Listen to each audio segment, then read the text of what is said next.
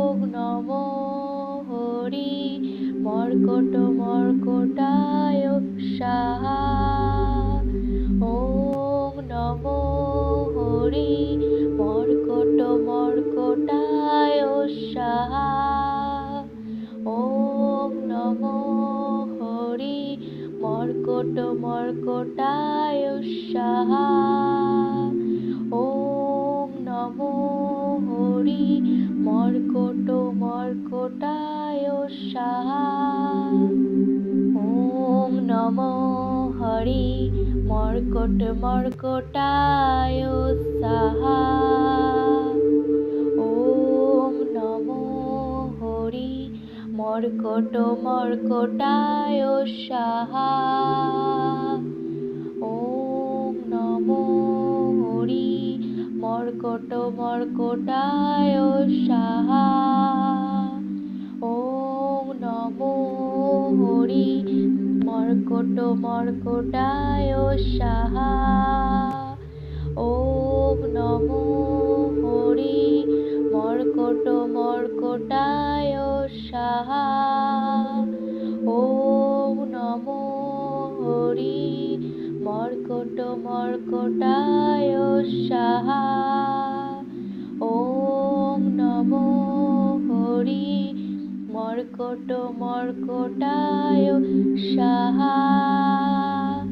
ওম নমো হরি মর্কট মর্কটায় স্বাহা। ওম নমো হরি মর্কট মর্কটায় স্বাহা। ওম নমো হরি মর্কট মর্কটায় স্বাহা। ওম নমো হরি মর্কট মর্কটায় স্বাহা।